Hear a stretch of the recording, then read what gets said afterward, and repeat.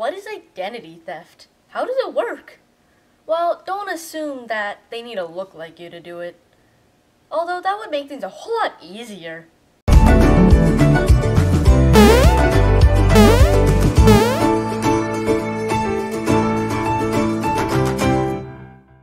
Hello! We are $5 Sisters! I am little sister. I'm a big sister. What is identity theft, big sister? Is it dangerous? It sounds dangerous.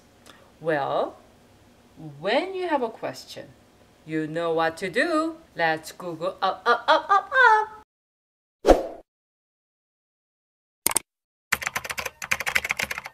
Identity theft. Identity theft occurs when someone uses another person's personal identifying information, such as name, credit card number, and bank account, without their permission to commit fraud or other crimes.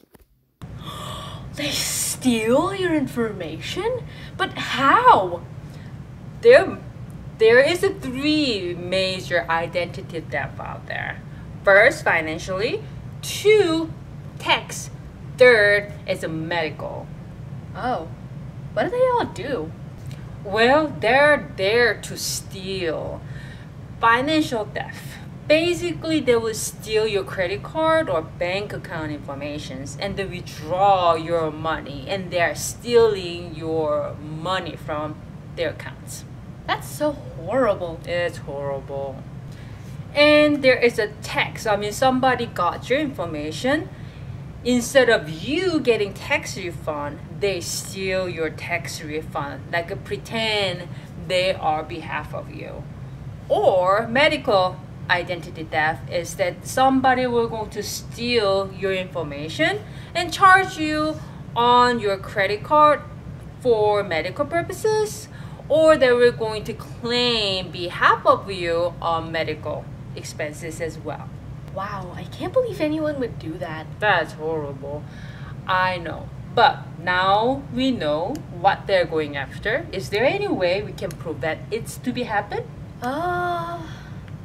Well, with financial theft, always check your bills and credit scores for anything suspicious. Thieves tend to start with small purchases, like, say, a pack of gummy bears, in hopes you don't notice. But if you do notice, make sure to report it.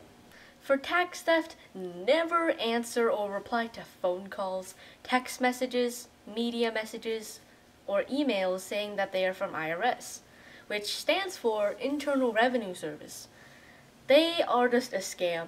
Instead, politely decline or hang up, and then call IRS to see if that was them. Chances are, it won't be. IRS tends to send letters instead of anything media-wise, so you don't need to worry about any of those. For medical theft, review any benefit that your healthcare company gives you. If there's anything suspicious or any purchases that you never made, immediately alert the companies associated with your healthcare. Also, watch out for people that claiming that there's a breach and they need your information to fix it. Don't do that. That's a scam and they will steal your information. Bottom line is, no matter what it is, if the company or organizations that you already have a business with, they should already have your own information. Why are they asking your personal information? They should already have on their records, right? Yeah. Now I know how to stop identity theft. But how do people, steal your identity in the first place? Well, there is a lot of phishing happening. Usually it's a scam. Usually they were going to send an email or some sort of a links to leading into some sort of website that you can fill it out your own information. They usually have maybe free money, free gift certificate, free phone, vice versa. That we're going to ask for your name, number, address, so that way they can send your claims to be the gifts, but yet more and more they were going to ask information about you and even bank account or last 4 digits of credit card and things like that nature. Yeah, and just don't do this. You will never receive the prize you want. It's just taking your information. It's not good. And another main thing is the dumpster dive. It's kind of gross to think about it, to diving to the dumpster to find somebody else's information. Not literally, mind you. Yeah, but they do. There's a people out there that who are actually looking for personal information. So when you're trying to throw any piece of paper has your information, like your name, phone number, last name, or even last 4 digits of bank account, you should shred it before you toss it out. It just be safe. The last way we'll talk about in this video is stealing from ATMs. So some people can forge machines to put in the card slot, and that will steal your credit card information. Always check the slot before inserting a card in case that happens. I actually heard some scammers actually install some sort of small camera around the ATM. So it is a good idea checking around the area to see if there's like something noticeable difference than regular ATMs. Yeah, and also don't forget your card there. That's just dumb. And other helpful things to do is that there is a companies out there that who does identity theft protections. There may be monthly charges, but they do monitoring any activities with your name, any informations. Or your credit card or bank account, you can set up your cards to alert your phone to let you know that if there's any purchases, we're going to give you a notification. So that way you can up to date on your spending, so therefore you can figure it out whether it's you spend it or some other crooks out there spending your own money. Whoa, I didn't realize time went by so fast. It's time for Funny Time!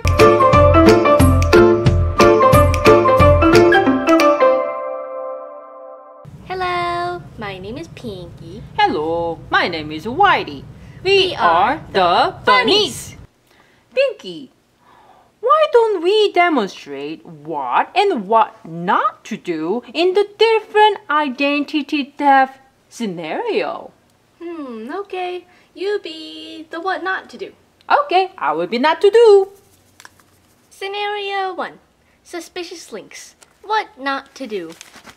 Congratulations, you have just won 5 free carrots. Click here to claim your prize. Ooh, oh, okay. Scenario 1. Suspicious link. What to do?